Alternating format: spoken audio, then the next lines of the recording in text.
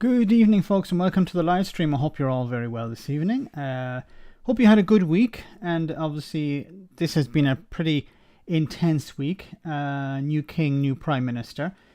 Let's see who's on the stream tonight. I promise I'm not going to talk too much about the royal family, about King Charles, about the Queen. I'm not going to talk too much about that tonight, I promise.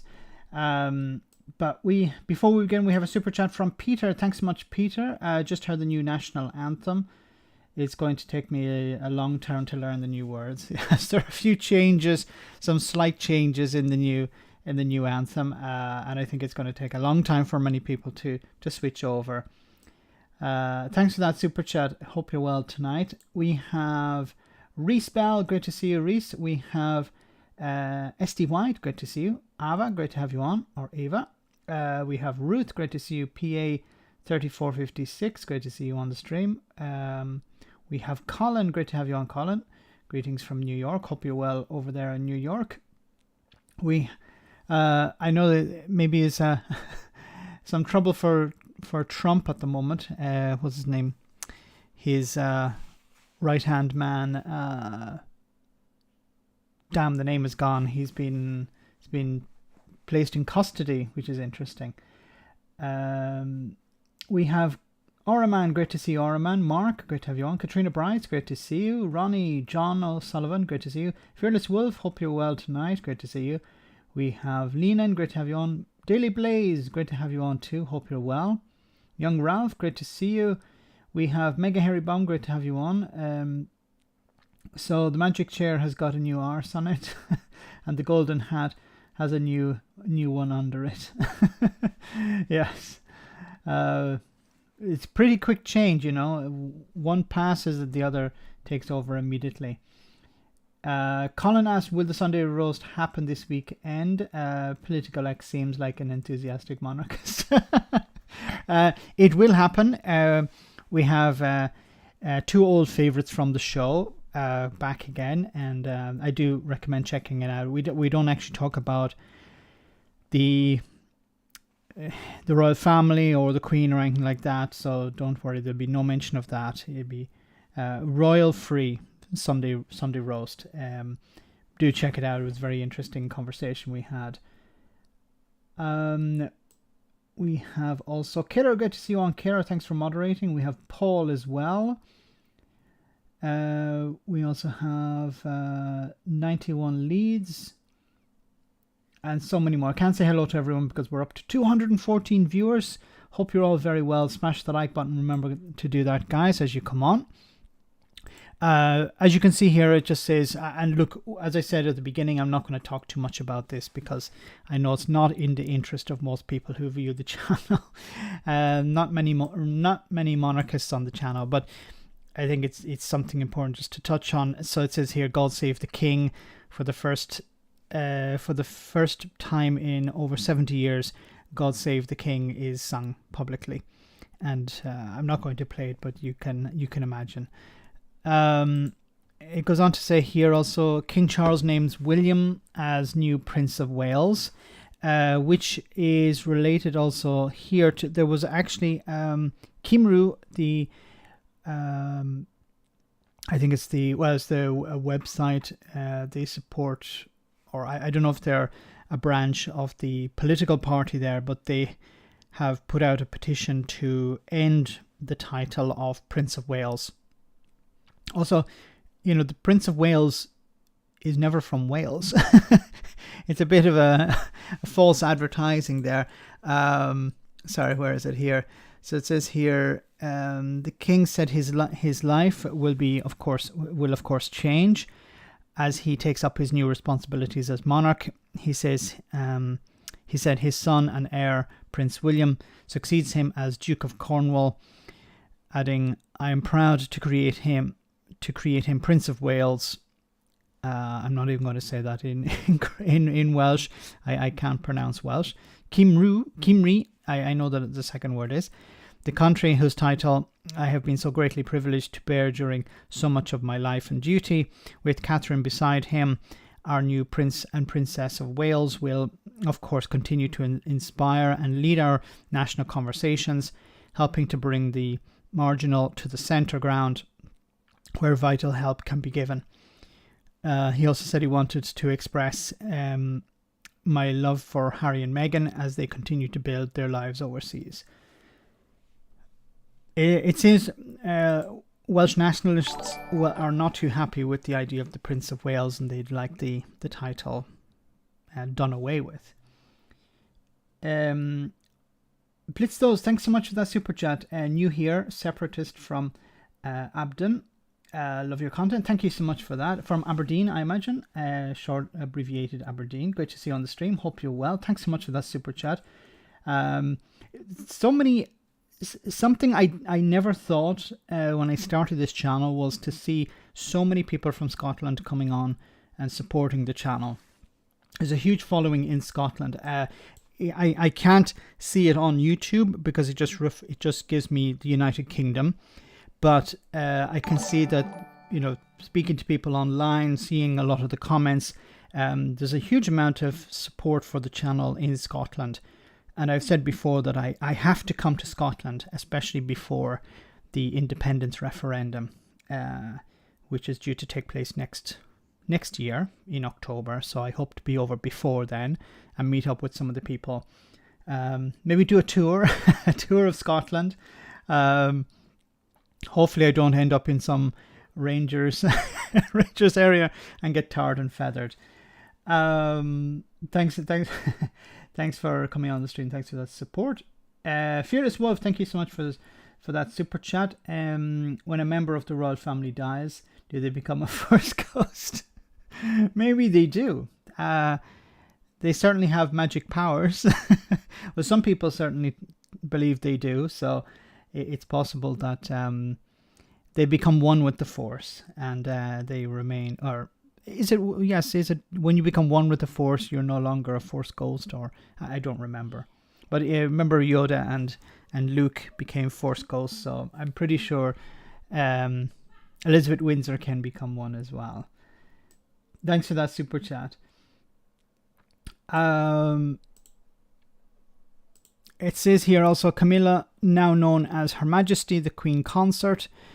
Camilla's title of Queen Consort has been updated on the royal website, confirming that she is now known as Her Majesty.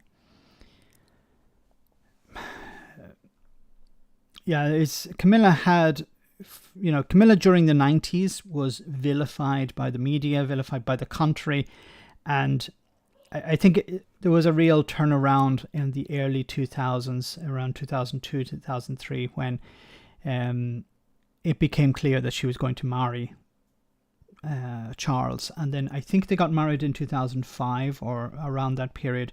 And then the public really, after that, accepted her as his wife. And since then, it has been clear that she will eventually become queen. And obviously, it's going to be Charles who will be front and center. Camilla will be by his side. So it's not like things were before. And I just want to cover one more thing here. Grifters will always grift. And here we have Nigel Farage paying his respects. I just want to show you this clip.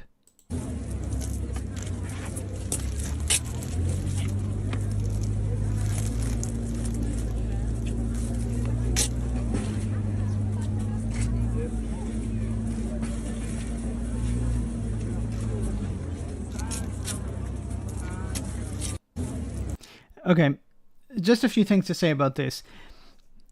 So Farage obviously did this, okay, take a camera crew with me. Okay, you stand here while I lay the flowers, and why didn't he just do it on his own without actually having somebody film it?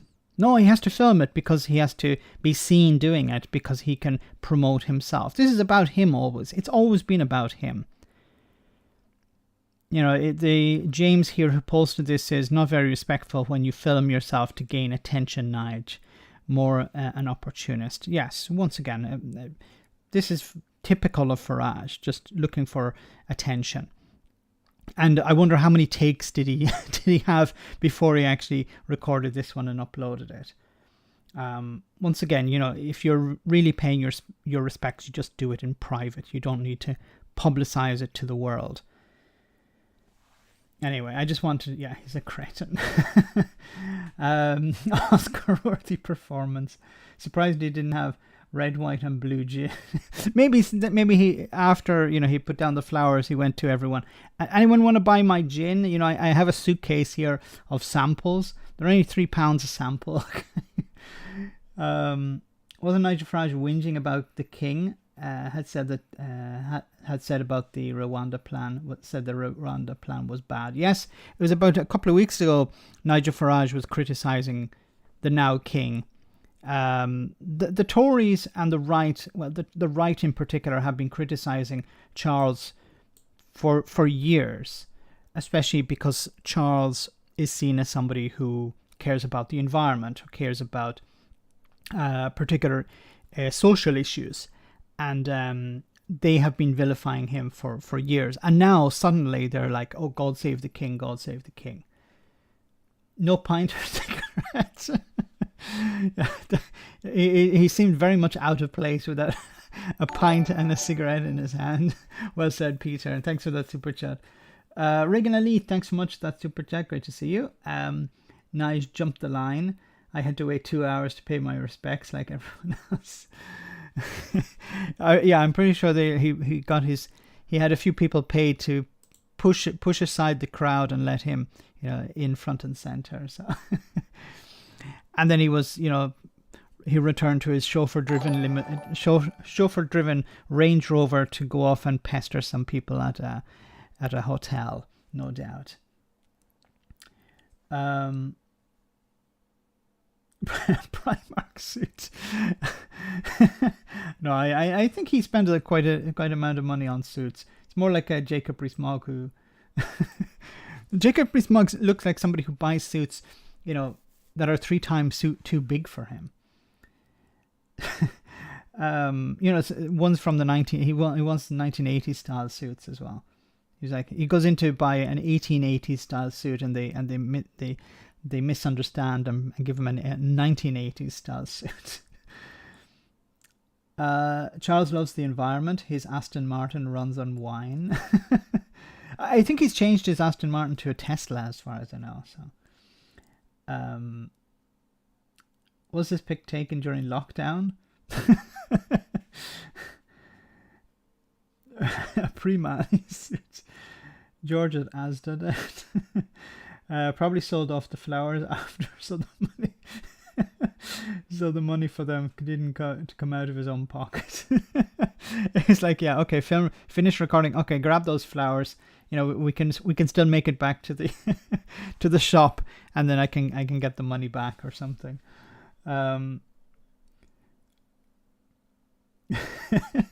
Still wearing his job interview suit. Maggie, great to see you on the stream. Thanks so much for that super chat. He did a Twitter video of himself raising a pint. No. See, whatever Nigel Farage would do, his supporters would love that. If he put up 2 fingers to the Queen, if he went up, when she will lie in state, if Nigel Farage went up and gave, stuck 2 fingers up at her, his supporters would go, yeah, he's being edgy, or he's being, he's cool, or, he's criticizing colonialism or something. I don't know. They would defend him no matter what he does. Alistair, thanks so much for that super chat. Great to see you. Hi from Naughty Step. Max, this is that 100 lines by Sunday Roast? Is that 100? No, I'm not sure I understand what you mean by that. 100 lines by Sunday Roast.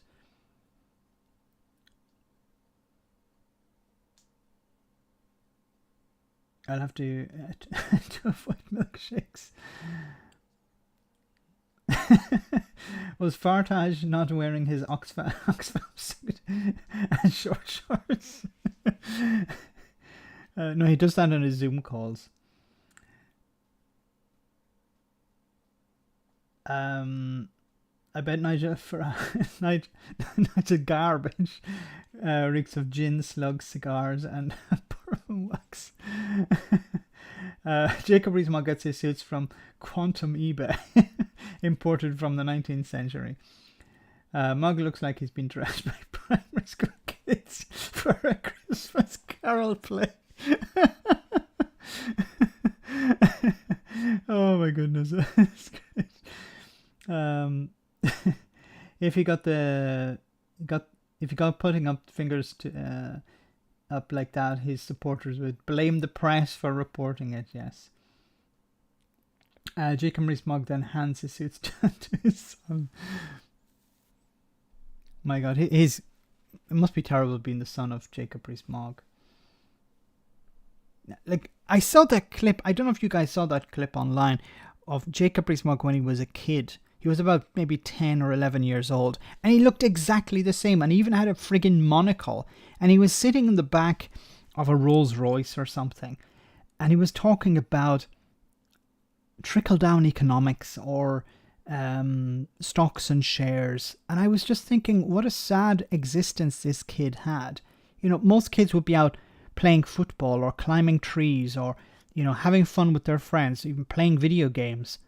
And what was he doing? He was sitting in the back of a Rolls Royce giving an interview to, I don't know who it was, about stocks and shares and investments.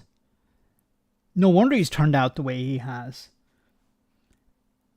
Keep it together, Max. Which one? I think he's got 6 kids. Say no to bullies. Like Priti Patel. But Priti Patel is gone now, so that's good. Ukraine, please. So, I wasn't actually planning to talk about it so straight away, but yeah, I will pick it up here. We can move on to that. We'll leave Nigel Farage for a bit. Russia sends reinforcements to Kharkiv to repel Ukraine counter-attack. The Ukrainian military, thanks so much, number 3. Ukrainian military is making massive gains over the last number of days and weeks, and they've really taken the Russians by surprise. I've seen amazing clips online. I'm not going to show them all. I can't really show them. It's a bit. Some of them maybe are not appropriate to show, but what's a recent interesting development is how the Ukrainians have developed or have been using technology that will take out air defenses. So what happens is, normally what happens is when aircraft are flying, bombers or fighter aircraft are flying, the air defenses switch on and they attack the aircraft. But what the Ukrainians have discovered or have started to do is when the air defenses switch on, they are able to pinpoint where those air defenses are and destroy them. So now the Russians have decided, well, we're not actually going to switch on our air defenses, which leaves them exposed to attacks by bombers and fighter aircraft.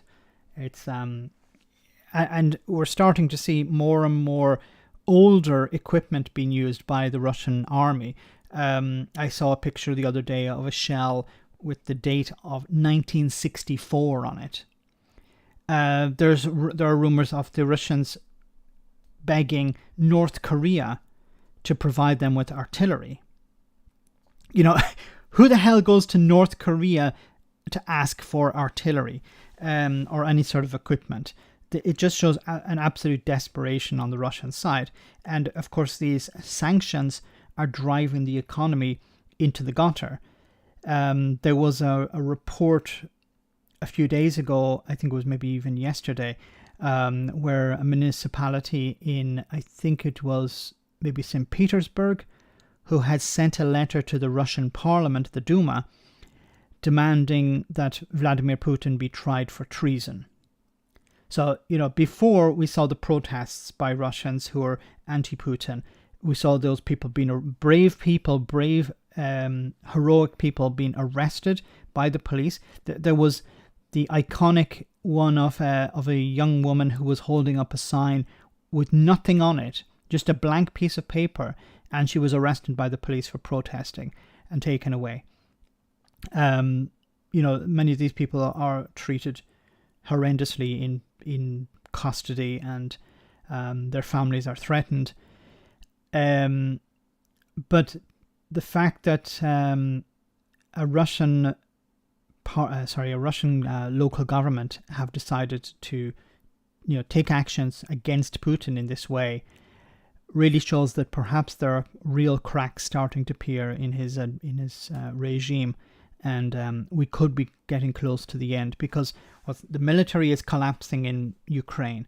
People at home are suffering the consequences of these sanctions, and the circle around Putin, which protects him from reality, is probably starting to crumble as well. Because if the deputies in this parliament, in this municipality, felt safe enough to demand that the president of the country be held for treason, it takes certain guts to do that. Well, they must have felt confident enough to get away with doing that. Then it means that things are not going very well, and perhaps we're starting to see the end take place. Claire Sweet, thanks so much for that super chat. Sorry, it disappeared what you were writing. If you just want to write it in the normal chat. Unfortunately, the bot does tend to hide capital letters, because sometimes in the past we had people spamming, just writing capital letters. So maybe one of the moderators, if you can let me know what Claire's message is if I don't see it. Mark Wilkie, good to see you. How many Irish aircraft have Russia stolen? I think it's somewhere between 0 and 0.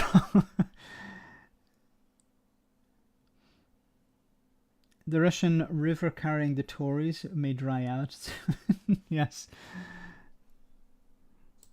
Now the oligarchs are running out of money. So it says here in this report, Russia is sending columns of military reinforcements to Ukraine's Kharkiv region. I saw some pictures of this. I don't know how accurate these images are, but it seemed to be just military trucks they were sending. So they were actually sending troops and some ammunition with the troops, but they weren't actually sending any real or heavy equipment. Sorry, Max, I was writing, when are we bringing back the guillotine? For who, Claire? We need to give Charles a bit of a go. Give him the benefit of the doubt for now. But if he becomes too big for his boots, then it can be always dusted off and sharpened. How many tanks do the farmers? Thanks, Claire, for that super chat. Sorry, it didn't appear before. Those tanks make great plows and tractors. Yes, and there was also a story about this, moving back in time when it came to the type of equipment. So I said about 1964 shells. There was also talk about, some tanks that they had from the 1960s being used. Well, the next stage would be using T-34s or something like that from World War II. And obviously, I don't think they're going to do that. Also, I don't know how many they actually have.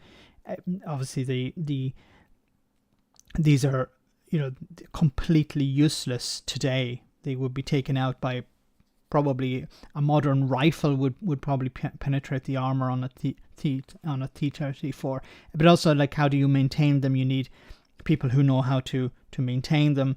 You need the equipment to maintain them. You need the parts. And there have been stories also of the Russian, 40% of Russian aircraft is not flying because because they're being used for parts for other aircraft. This is, very reminiscent of 1991 when the collapse of the Soviet Union.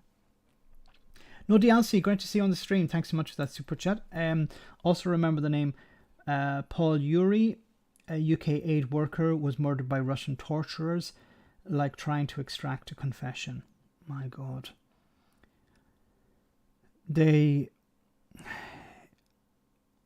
Thanks for that super chat. Yeah, it's some of the images coming out at the moment are horrific. War is a horrible game to play. It's a horrible situation in over there and around the world as well. It's important to remember that while we're generally focused somewhat on the war in Ukraine, there are wars taking place all over the world, and are we ever going to see peace? I really ask that. I really wonder.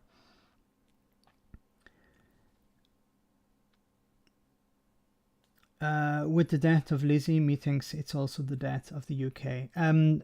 One commentator was saying how Queen Elizabeth was the glue that held the Union together, and definitely I think the loss of Queen Elizabeth will mean that it will be more and more difficult to hold the Union together. I think there was a great fear among many, even though it was not something that the SNP were talking about doing, but I think there was a real fear among many Unionists in Scotland that if Scotland became independent, it would abandon the monarch. It would separate, in a sense, from separate itself from the Commonwealth, or there would be a disconnect, and maybe the Queen would not travel to Balmoral anymore, or the fate of Balmoral would be in question. I think a lot of it depends also on how King Charles reigns, but I think the loss of her is definitely a massive blow to the Union. It's also going to be interesting how Unionists in Northern Ireland react to Charles, because Charles is more out, or has been outspoken. So this is the thing about Queen Elizabeth, was that when she took over, she took over, was she 23 or 25 years old? She was very young when she took over, so it's very difficult to understand what her beliefs, her personal beliefs are on anything, because she was never public about these things. Well, Charles was the opposite. Charles was very public on his opinions right up to, and now he has to, put them aside. But I don't know if he's going to be able to do that. He's in his 70s, and he may see it as, what's the point at this stage? People know how I feel. I might as well be frank about it. But that could create some problems. Once again, thanks to Noddy Alcy for that super chat. No loyalists in Belfast doing anything tonight. The DUP singing Queen's praises in Parliament was sickening. I really hate the DUP. I don't mean to. It's the DUP. They pretend to be British, but they're not. They're just bigots. They're anti-Irish and anti-European. They're not pro-British. They stand against many things that the vast majority of British people agree with. For example, women's rights to abortion, for example. The DUP are completely against that, while the vast majority of people in Britain support a woman's right to choose. The DUP are on the wrong side on that issue, and it was necessary for the British government to enforce issues of equality in Northern Ireland because the DUP were standing in their way. So, when it comes to being British, the DUP are very selective. The DUP are dinosaurs, yes. But they don't believe in dinosaurs because they believe the Earth was at 6 to 10,000 years old. Anyway, it says here, Moscow is sending columns of military reinforcements to Ukraine's Kharkiv region, according to reports in Russian media, after the first major Ukrainian counteroffensive since spring made big territorial gains this week. Ukrainian troops have pushed Russian forces out of a number of settlements in the region that Moscow occupied since the first days of its invasion. And on Friday, Ukraine's army appeared to be continuing its speedy advance. It's important that they don't run out of resources, that they don't go too far too fast. But I think they are making significant gains, and I think they're very good at reinforcing themselves. In a video address late on Friday, President Volodymyr Zelensky said Ukrainian forces had liberated more than 30 settlements in the Kharkiv region. A Russian-installed official in the occupied part of Kharkiv region admitted Moscow's troops were on the back foot. The very fact of a breach of our defenses is already a substantial victory for the Ukrainian armed forces. Vitaly Ganchev told state television, adding that Ukrainian advances had been very sharp and rapid. That's interesting, because it's normally denial. It's no, we're holding the city, we're holding the region. They're not making any gains. What's very important, I don't know if you can see on the map here, but there is near the number 1, there is a rail line, a very important rail line that the Russians rely on to bring most of their troops and equipment into Ukraine, into this part of Ukraine. And a big problem for the Russians is the Ukrainians are moving very, very quickly towards that. If they manage to cut off that, you're going to see a huge problem for troops in the south of the country, because this is their lifeline to Russia.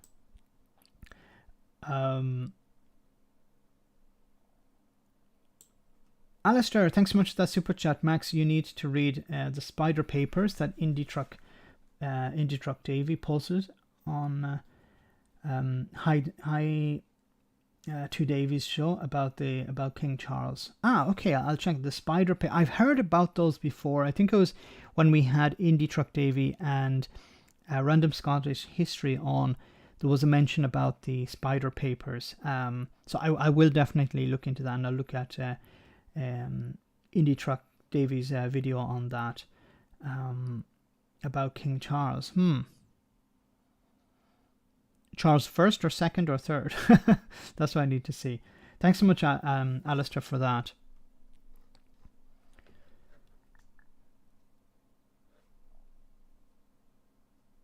Slava Ukraini, yes. So you still have the pound. For weeks, Ukrainian officials had telegraphed plans for a planned counterattack in the southern Kherson region, but instead the main focus of this week's counterattack has been Kharkiv in the northeast, taking everyone, including the Russians, apparently the Russians, by surprise. Moscow responded on Friday by firing missiles into the center of the city, according to local officials, who said at least 10 people, including 3 children, were wounded in an attack that Zelensky's chief of staff condemned as revenge for Ukrainian successes on the battlefield. There was a comment online about how the Ukrainians are fighting the Russian army while the Russians are fighting civilians. For every success of Ukrainian armed forces, for every victory, Russians answer with strikes on innocent people. The next major Ukrainian target is likely to be the city of Kupianski. On Thursday, Russian occupation authorities said they plan to evacuate women and children from Kupianski, citing Ukrainian artillery strikes on the town. Yeah, evacuating women and children, really? I don't believe that. A photograph shared on social media on Friday appeared to show Ukrainian forces at one of the entrances to the city, posing with a Ukrainian flag. The photograph could not be immediately verified. It seems that Ukrainians are making massive gains over the last number of weeks, and as I said, if they're able to cut off a number of Russian supply lines, it's likely that they will speed up the end of this war. And I think it's also important what's happening at home in Russia. You're starting to see growing resistance to Putin. People are becoming a bit more open about disagreement over the war. It's interesting also that the ones who sent the letter to the Russian Duma did not mention Ukraine or the Ukrainians, but they did seem to say that they're very much against this war and that Putin should be held account for it. So we'll have to keep an eye on that. Guys, we're almost halfway through the stream, so I'm just going to take a short break and let you enjoy this comedy moment, and then we'll be back in just a second for some more serious stuff.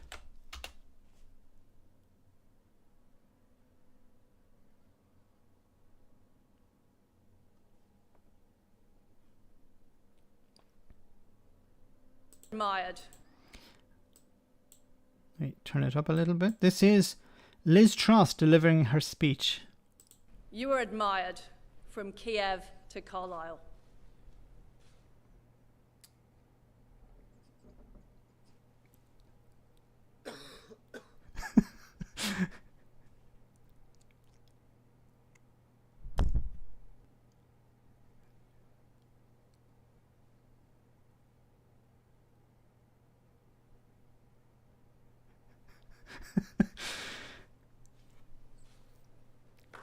You were admired from Kiev to Carlisle. Sorry, cut off it. There was no clapping. It went off for 30 seconds without a clap. Obviously, it wasn't as long as that, but it did seem eternal when it did first happen. Okay, so kudos to Matthew. I think it was Matthew who produced that video. So, guys, the big issue, of course, apart from the royal family, is of course the cost of living crisis. And I don't know why the connection is so bad tonight, but bear with me. So it says here, mourning period will not delay energy bill freeze, says number 10. Liz Truss's plan to legislate for a £100 billion package to help with energy bills will not be affected by 10 days of national mourning for the Queen, despite Parliament being cancelled for the next week, Downing Street has said. The government is postponing most business until after the Queen's funeral, but Truss's team need to implement the package before the energy price rise that is due to come into force on the 1st of October. So on the 1st of October, it was planned that Ofgem would increase the energy price cap from £1,971 to £3,549, I think it was. So it was necessary for the government to act before that. Otherwise, well, Ofgem would go ahead with that planned price cap increase. And it's always important to remember this price cap is not a real price cap. It's based on average use. So many people use more than the average, so they're paying more. It's based, I don't remember the full details, but it's just a sort of estimate. It's not a real price cap. People will pay more than it. Parliament is unlikely to return until after the Queen's funeral, with the earliest possible dates being the 19th or 20th of September. However, it's due to break up again on the 22nd of September for its party conference recess. What is it with Parliament? So they were on holiday during the summer. They came back for a week, and then it's party conference. What difference does that make?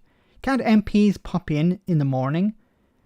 Like, is it really necessary to cancel Parliament during the party conferences? And is it necessary to have a party conference this year? Anyway, however, it's due to break up. As Truss is supposed to be in New York for the UN General Assembly for part of the week. What's Liz Truss doing in New York? Is it really necessary?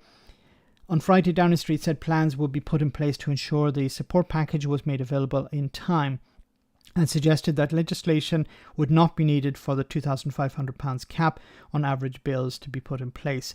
The public should be reassured that the energy price guarantee will be in place for households from that guarantee initially through private contracts with suppliers rather than through legislation. So this mourning period doesn't impact that introduction.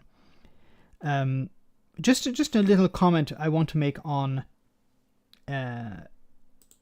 the mourning period. There was, I think it was the weather, the Met Office, buffering a bit. Okay, hopefully it's not too bad.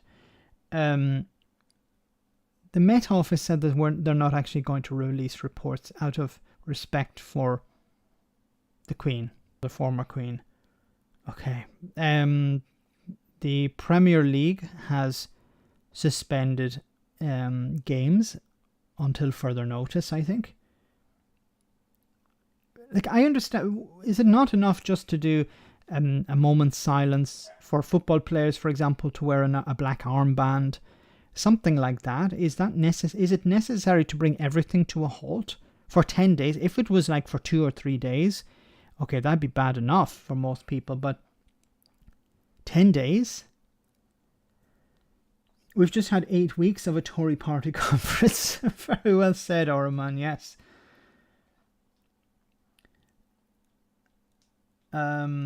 Apologies for the buffering. Hopefully it doesn't continue. Why don't we hold the party conferences during the summer break instead of shortly after reconvening Parliament? Yeah, that's a very good idea. If they're on break during the recess, why don't they have the party conference then? Well, Truss wants a break to do some gossip typing to congratulate herself on her win. Charles wants to be a ruler. He believes that it's his destiny. Hence why he has taken Charles III as the title. Very worrying. Events and things fair enough, but weather? That could cost lives. Yes, because some people will, for example, somebody may go, okay, is it a good idea to go hiking, on a mountaintop or something? It's terrible, Max. Tory dereliction of duty. She wants to be part of the New York. She wants to be part of New York. And Dominic Raab thought it would be in the north of England. Yes. Stop being sensible. Sensible isn't allowed in Parliament these days. No football? What? How am I going to cope with that? These guys making 170 billion pound profit and footing the bill, and the taxpayer footing the taxpayer for 130 billion of it. And it goes on to say, we're working urgently now on the wider aspects of the policy to ensure it can be delivered. As it stands, we do not believe the mourning period should impact the delivery of the policy. Neither do we think it requires any sort of legislative moments during the mourning period.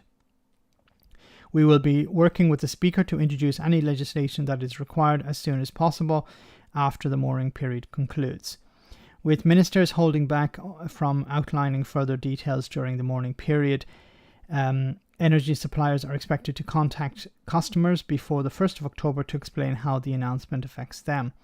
Truss also announced the immediate lifting of the fracking ban in England this week, despite the Conservatives' manifesto not to do so unless it's scientifically proven to be safe amid concerns over earthquakes. Yeah, why is Liz Truss ending the ban on fracking? Because her advisors are telling her to.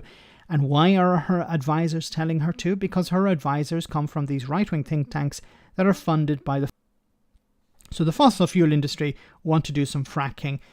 They don't care about the environment. They've never cared about the environment. They don't care about ordinary people's lives. They don't care about any impact this is going to have. They are there to make money, and as much money as possible. Taxpayers Alliance, others like this, they go on these shows many times. The Taxpayers Alliance. You imagine this is name itself gives the impression of it being a grassroots organization, ordinary people coming together, concerned that their money is their tax paying. The money that they pay in tax is not going in the right direction or whatever. No. These are These are organizations funded by very rich individuals or by industry, particular industries, and their job is to, shift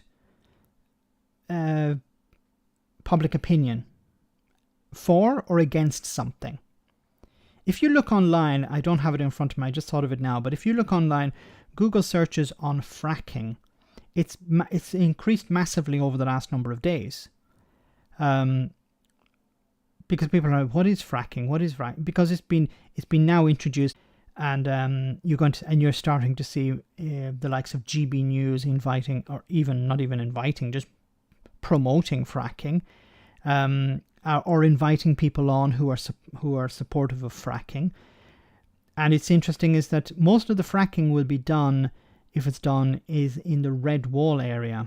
Now, I don't know if the Tories in the Red Wall would be happy to have fracking take place in their constituencies, but the people pushing it obviously are doing it for economic reasons. It's not to help the country. And also, even if the UK does produce more gas, it's going to be sold on the international market and bought on the international market, and it's the international market that will set the price, not the UK government.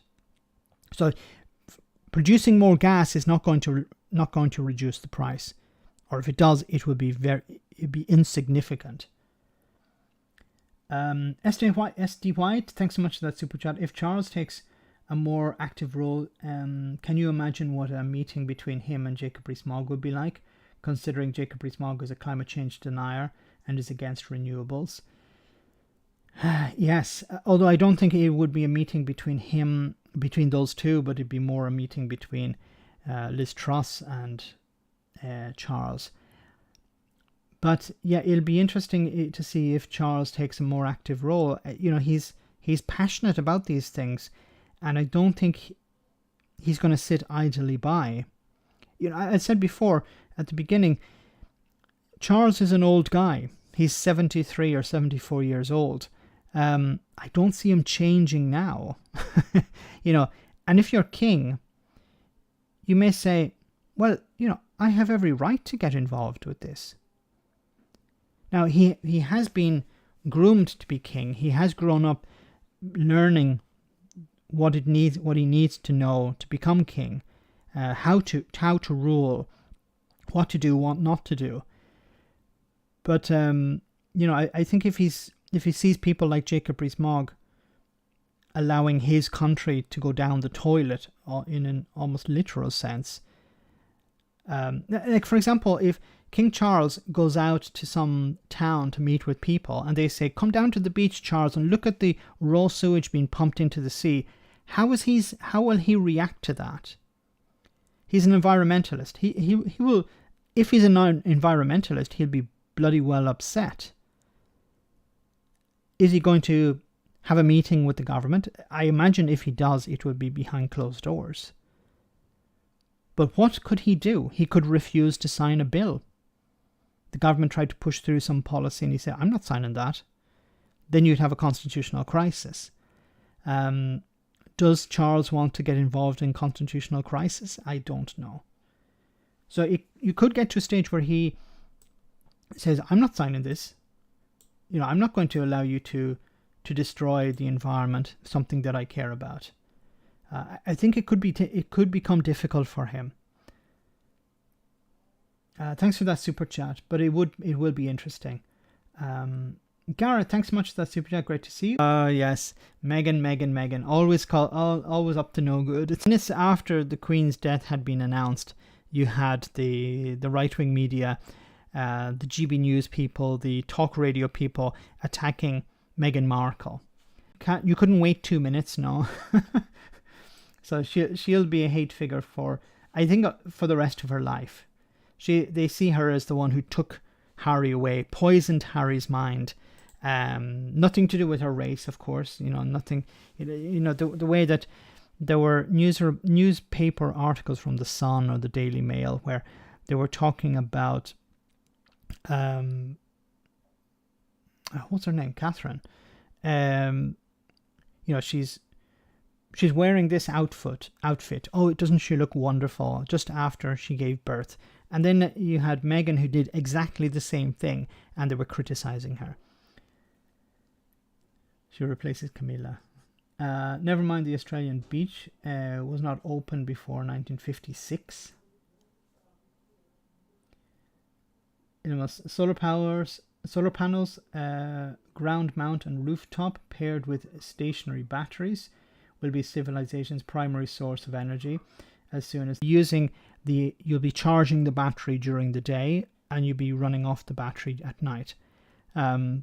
And if you have a big enough solar panel array and a big enough battery, you'll be able to sell it to your neighbors or sell it to the grid and make money off it. So you could potentially see a situation where you buy a solar panel, you get a grant to buy a solar panel, and then you sell that energy back to the grid, and you could, I'm not sure how much the grid would pay you for it, but potentially you could end up paying for the solar panel itself or the battery.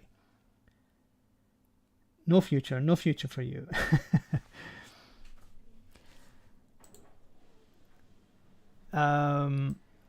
Hopefully I'm not getting too much buffering. All right, anyway, let's move on. Just to, of course, sticking with the cost of living crisis. So, just about, let's hope that Liz Truss's policy, if you want to call it that, is going to be implemented on the 1st of October, because the alternative is £3,549.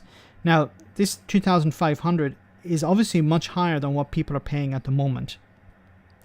And for businesses, they're being told, well, you have to wait 3 months.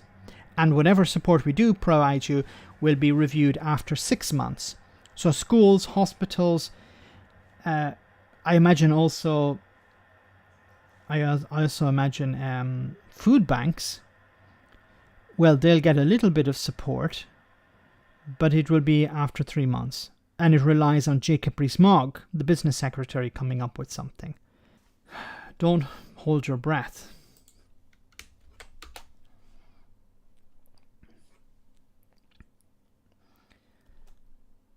You can also place an EV charge station in front of your house, guaranteed solar.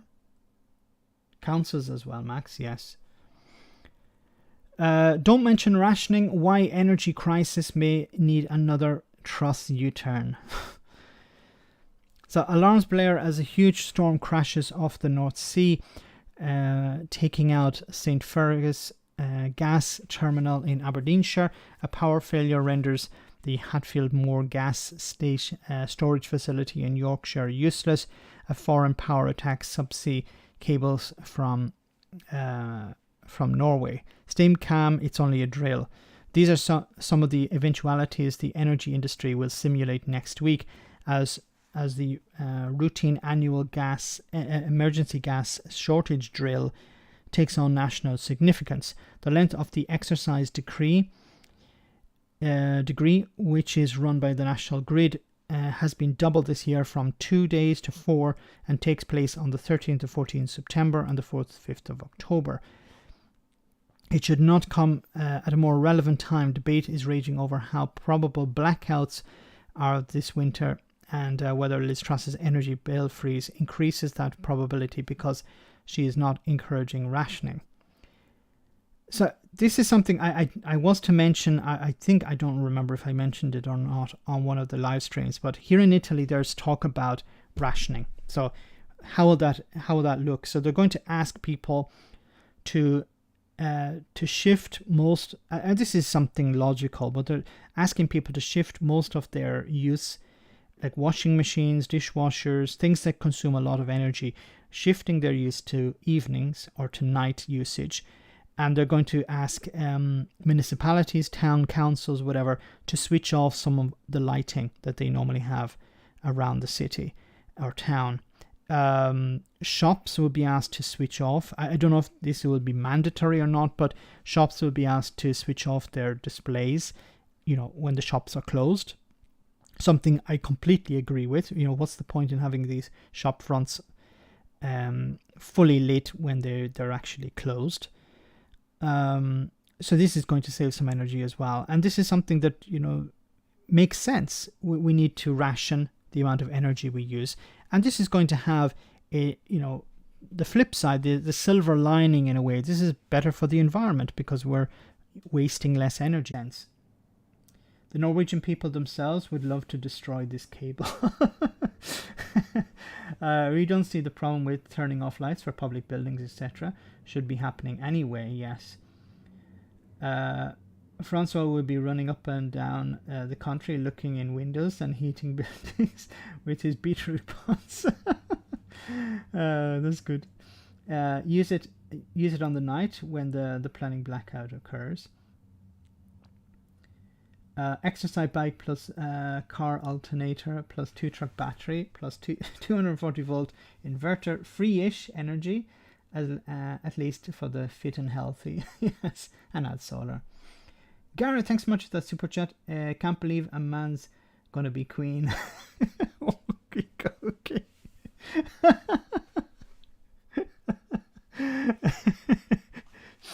Gareth, you are amazing.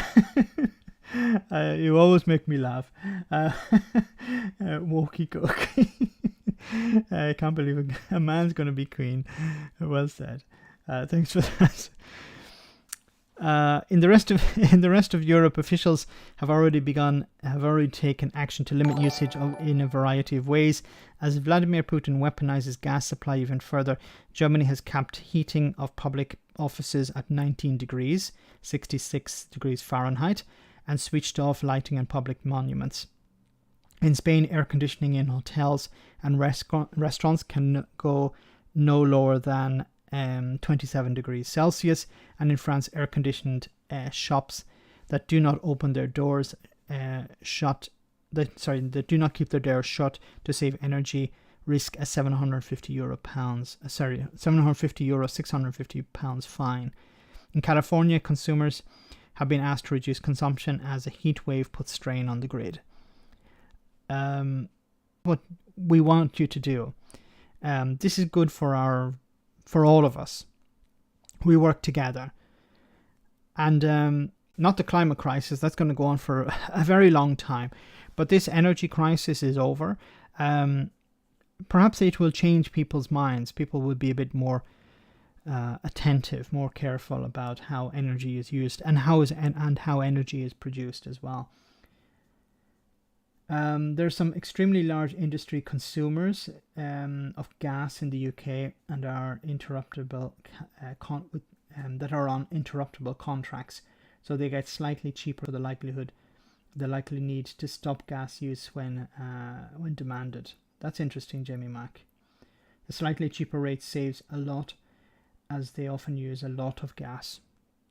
Yeah, so this is something also that needs to change, a shift away from gas to renewables, but renewables with battery storage.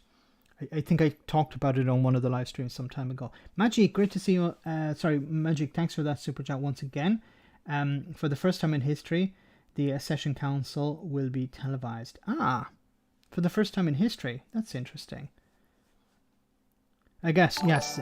The last time it was formed was the 1950s, and it was a new thing to have something televised. So this would be interesting. Yes. Tiny Demolition Lover, great to see you on the stream. Hope you're well.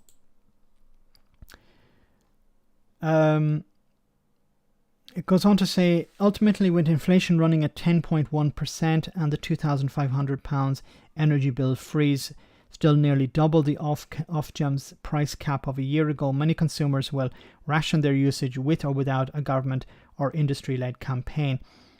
Horn says there are already signs that people are self-rationing or self-disconnecting, which is very worrying given that we're in summer when energy use is typically lower.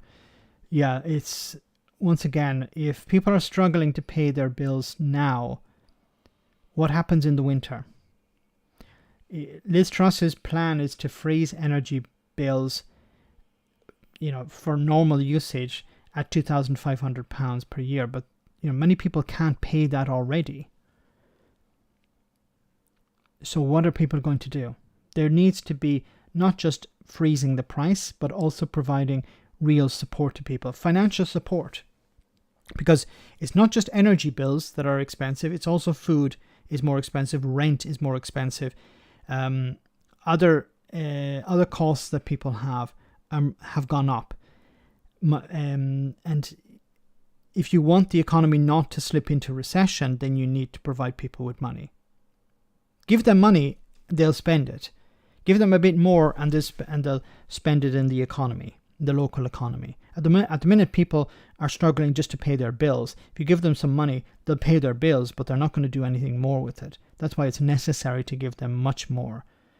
A UBI, for example.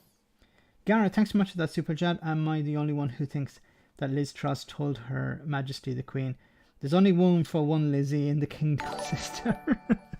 Maybe.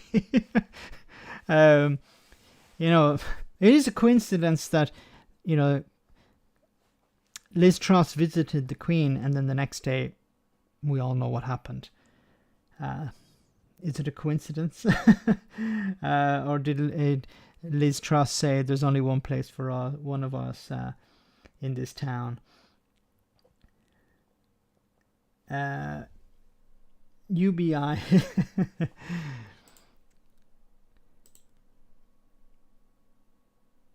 Anyway, I want to show you a clip from Sky News. This is a few days ago, before the news of the Queen. But it's about this new policy that Liz Truss is bringing in, and it's the campaign. You're probably familiar with this campaign. You've heard about them before. They're the don't pay UK policy. I don't know why this is running so slowly today.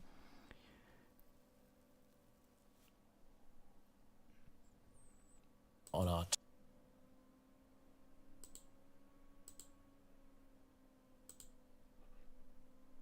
on our top story this morning, with the Prime Minister expected to unveil a major package to help with soaring energy bills. There's a campaign group called Don't Pay UK, which has been calling for people to boycott paying their bills altogether from October, unless they're cut to an affordable level. Okay, let just load a bit. Can Dizzy Lizzy meet up with Rupert Murdoch next? Yes. good suggestion, Daily Blaze. We know the Truss feels about handouts, and I behold no direct financial. And behold, she managed to deal with Boris Johnson. How did she manage to deal with Liz Truss? Well, maybe the latter. She wasn't able to deal with her. So will the PM's plans set out today be enough? Let's bring in one of the group's organisers, Lewis Ford, who joins us now live. Lewis Ford, good morning to you and thanks for being with us. So what kind of level would bills need to be cut to for Don't Pay UK to say that'll be right, and for them to then pay their bills? So we're calling for 2021 levels, so back to April of last year, before our 54% increase. OK, so it's probably not going to get near that, is it? It doesn't look like it at the moment. I think looking about $2,500. So, you know, fuel poverty is classed as 10% of your household income. So, you know, average income, 25 grand. So we're still looking at, you know, a lot of people are going to be completely unable to afford this.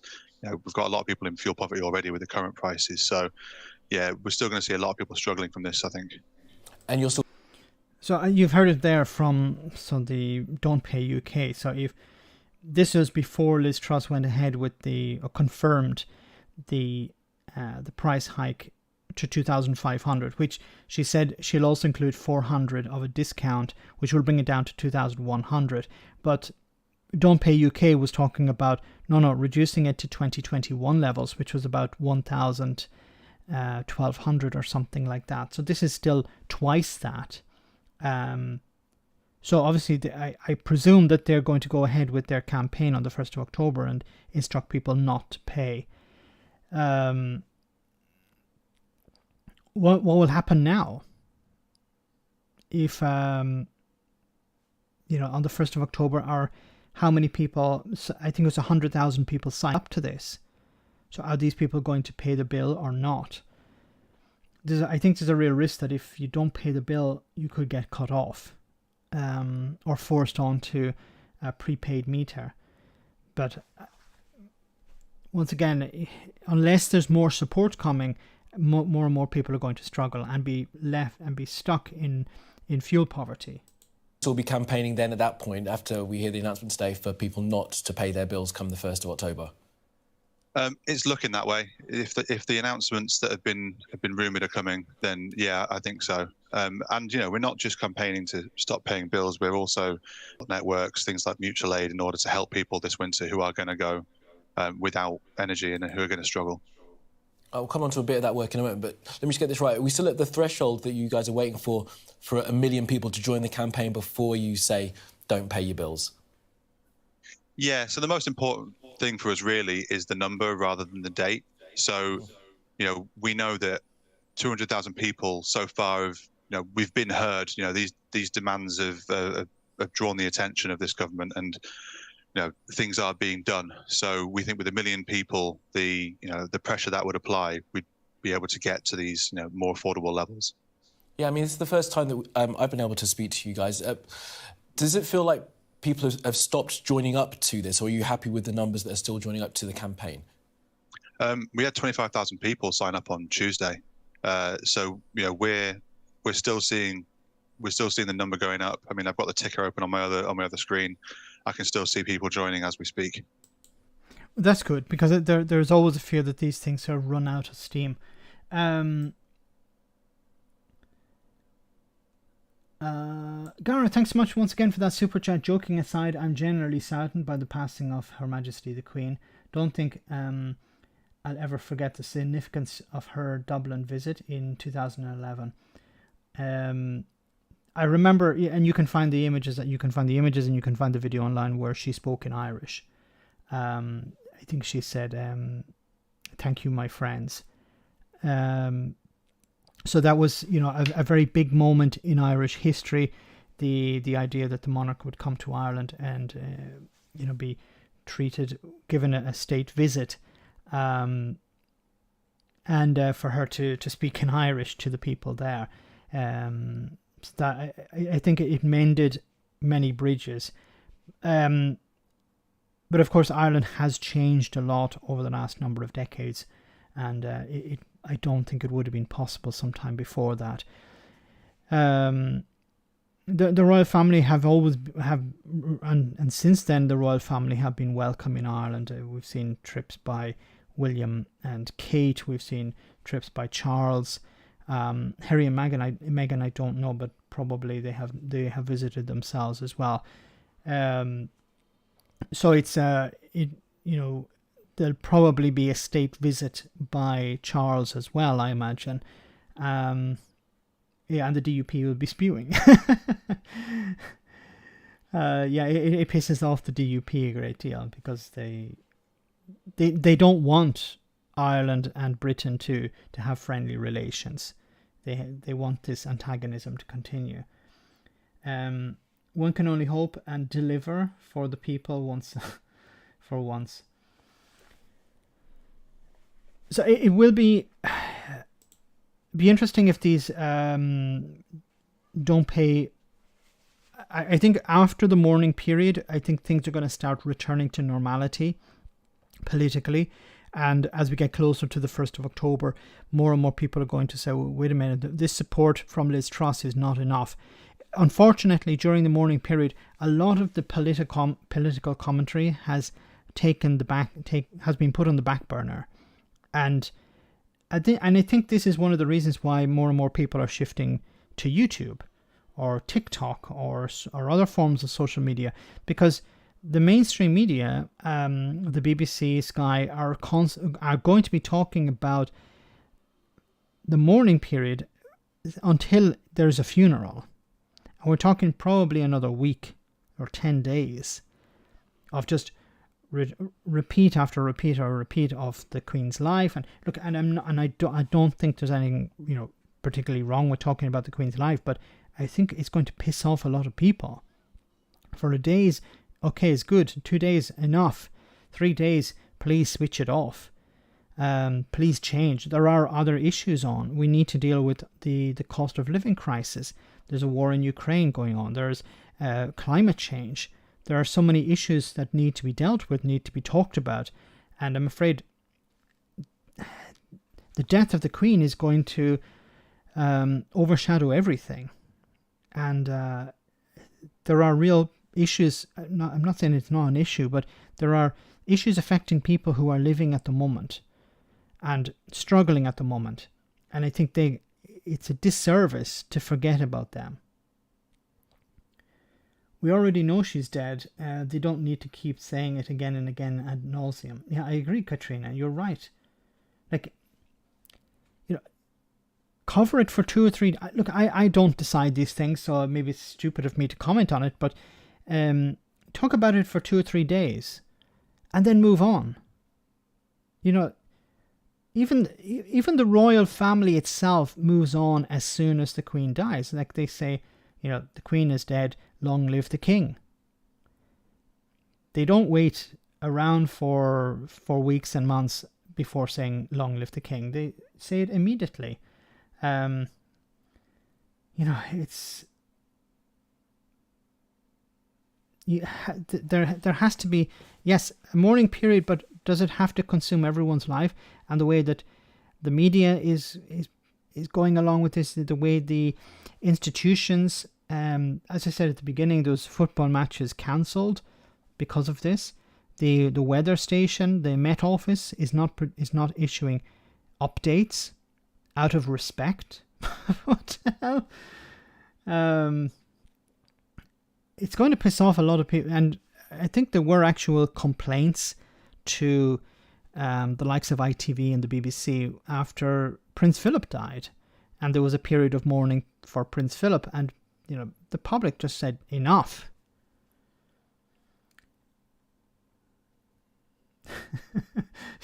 She's only stunned. Charles finally got that pillow for her. She was sleeping. My God, you guys are terrible. Yes, I'm nowhere near that level.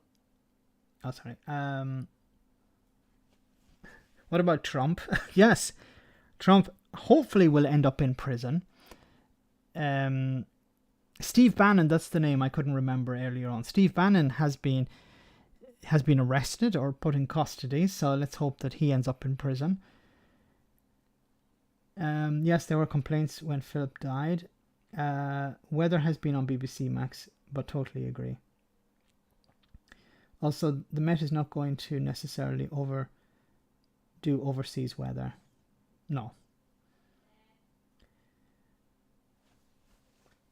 I say, Charles, don't even ever crave to appear on the front of the Daily Mail dressed in your mother's pride. Blitz those. Thanks so much for that super chat. The media will make the mourning period of Jong-un died, and many people in the West were like going, that's pathetic. Look at the way they're crying over this guy they'd never even met, this guy they saw only on TV. It's quite pathetic. It's quite sycophantic. And and it's not exactly the same thing, but it's almost the same thing happening today or this week. I don't mean to piss off and be disrespectful, but when somebody dies, I think people should be able to mourn in their own way. There shouldn't be a sort of state-sponsored or state-sanctioned mourning. Freddie B, thanks so much for that super chat. RTE said that they would be in Edinburgh tomorrow, London Monday. I remember when Charles came to Galway and Sligo. Took an extra 3 hours to get home. I was in college in Galway and live in Sligo. So you're not a big fan. You're like, damn, why the hell did they have to come when I was trying to get back home? And yes, and they close off all the roads, and there's the security issues, and when a state visit is a real nightmare for the populace, and in the end, many people are not all that happy about it. They don't see the point. So it's a chance for very, very rich people and diplomats just to have an excuse to have a bit of a shindig. They're forced to cry in North Korea. Gets to grow up now. Wear big pants. There was something about finally 73-year-old gets job he's been applying for decades. Job seekers allowance or whatever. Regularly, thanks so much for that super chat. People would be able to mourn better if it wasn't picking between heating and eating. Yes. Why aren't you mourning? Why are you wrapping yourself in a blanket? I'm trying to keep warm, but stay cold and mourn. Yes, well said. Thanks for that super chat. But you're correct. It'd be easier for people to relate. There was an image online. I don't have it now, but it was extremely iconic. Completely accidental, I hope. There was a poster on the side of a bus stop, and it was a poster. It just said Queen Elizabeth 1926 to 2022, and on the right, just behind the bus shelter, there was a homeless person, and I think it was quite striking. Of you had somebody who was born into massive wealth and died extremely rich, and then you had a homeless person on the other side who is struggling, and God forbid what happens to this person during the winter. Max is changing his second name to Headroom. Max Headroom. Whoa. I preferred the other Queen, the one with Freddie Mercury. Saw the film. I hope people have seen the film. Bohemian Rhapsody is really good. Guys, we're almost at the end of the stream. I just want to cover this one final story about work and pensions.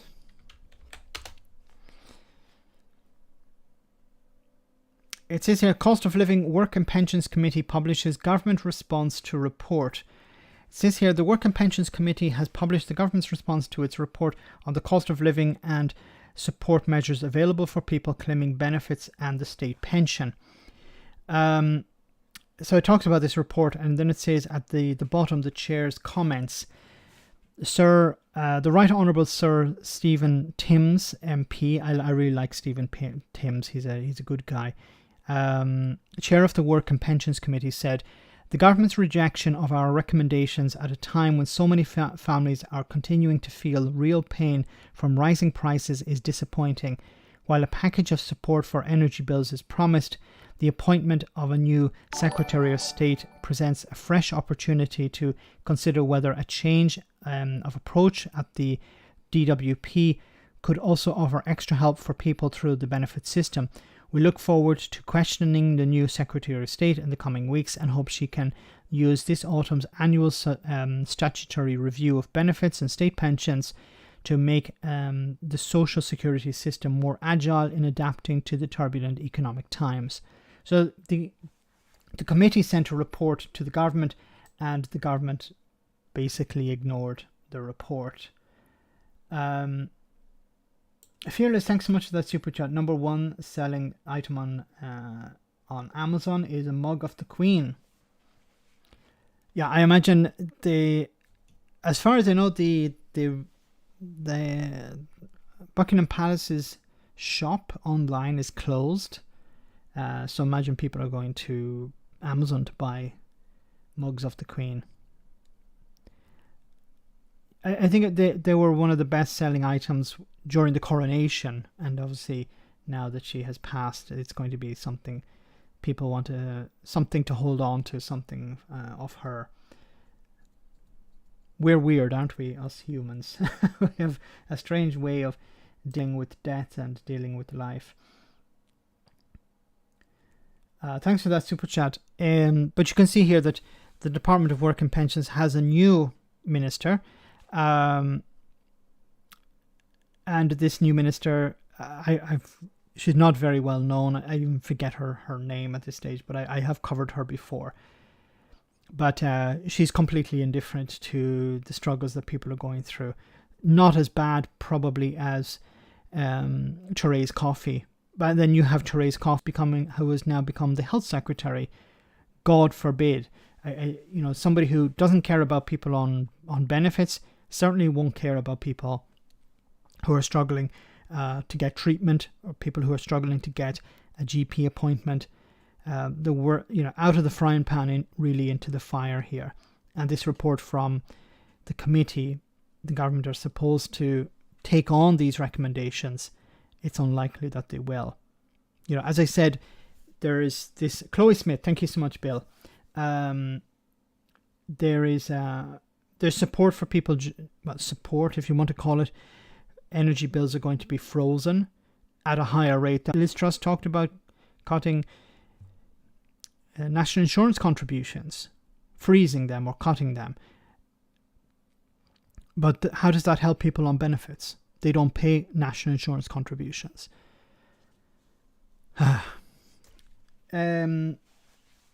Yes, and she's right smoker. I seen that post, Max. Coffee is a mug pig. Okay. Bunch of mugs. Well, I'm fucking freezing, so I'm off to my cold bed. Can't wait for the breakfast.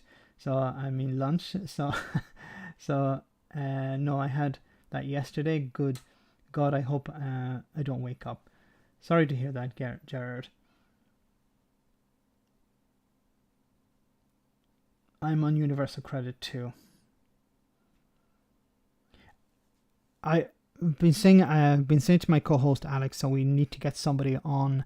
And guys, if you know somebody, somebody who's really good on universal credit, who knows it in and out, the insides and outsides of universal credit, please do recommend it to us. It'd be great to have somebody on who can talk about the struggles that people are going through, how universal credit works, how it doesn't work, how it helps people, how it doesn't help people. Because I've heard lots of stories, and I know people who are on universal credit, but it'd be great to have somebody who knows it in detail and is willing to talk about it. Coffee likes cake, yes. So guys, we're almost at the end of the stream. I want to say thank you so much to everyone who came on tonight. Thanks for smashing the like button. Thanks for the super chats. Greatly appreciated the job. Before we finish, we have our one for the road. And I want to say have a great weekend. Don't mourn too much. You have lots of time. Spread it out. And I'll see you on Sunday for our Sunday roast. And I will see, if I don't see you on Sunday for the Sunday roast, I will see you I'll see you next Tuesday, same bat time, same bat channel for our live stream. But before we finish, we have our one comedy video for the road. If it loads. You know, I've been meaning to ask you, I haven't seen Craig since the festival. That was a month ago.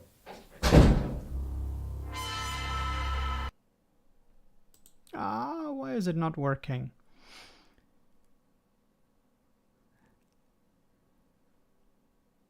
I don't know. I don't know what's happening, guys, tonight. Let me let it load a little bit.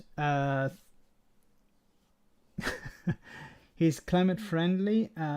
He can get on his bike. All the best, Max. I get up in the afternoon. I'm not a morning person.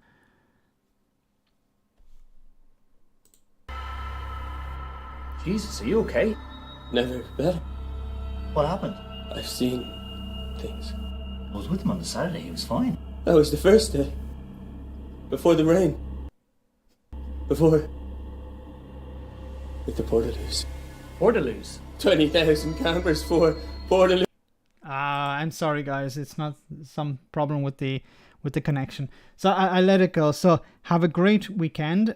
Stay safe. And as Boris Johnson always says, stay alert. Have a great weekend. Take care. And I'll see you on Sunday or I'll see you on Tuesday. Good night.